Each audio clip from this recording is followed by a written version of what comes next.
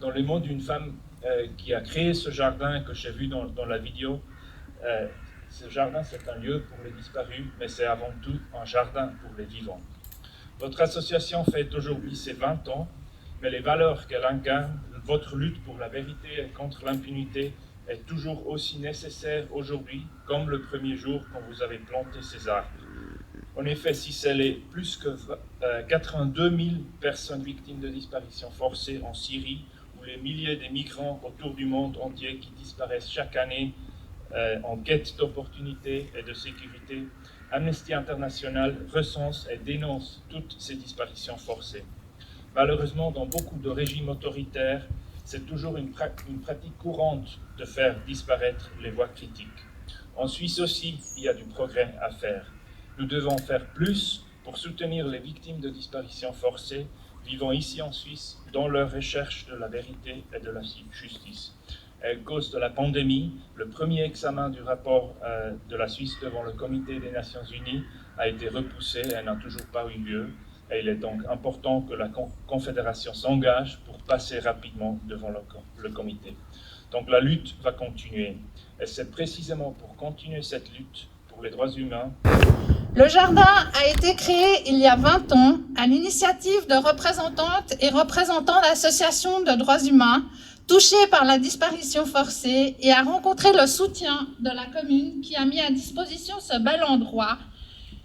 Y a planté des arbres. Genève est un lieu important pour accueillir ce jardin. Genève, en tant que capitale des droits humains, est un écrin pour ce jardin, mais ça nous oblige aussi à une exigence en tant que pays, la Suisse, une exigence vis-à-vis des droits. Nous devons nous engager pour la vérité, pour la documentation de cette vérité. Nous devons nous engager pour la réparation. Comment peut-on encore aujourd'hui, pour des questions de pouvoir, d'argent, bâillonner la liberté de conscience, la liberté d'expression, au prix de la vie d'êtres humains qui vont disparaître et dont on retrouvera rarement la trace? Oui, ce jardin des disparus est une belle et unique création. Et c'est à Genève qu'il existe. Genève, siège du Conseil des droits de l'homme. Je salue la volonté de ceux qui l'ont porté et qui l'entretiennent et qui le transmettront aussi longtemps qu'il sera nécessaire de rappeler que des gens ont disparu parce que leurs idées étaient contrariantes pour des pouvoirs autoritaires mais impuissants.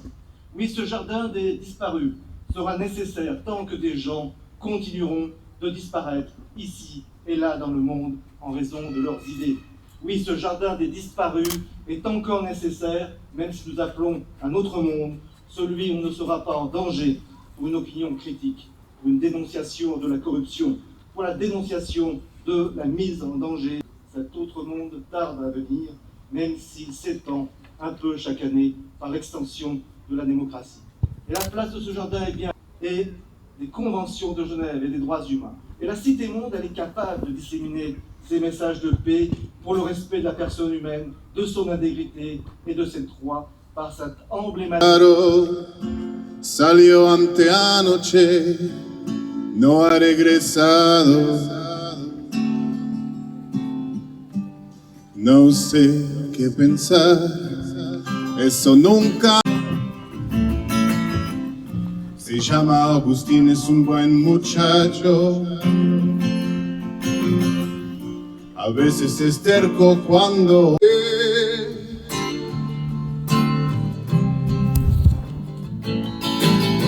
Clara, Clara, Clara.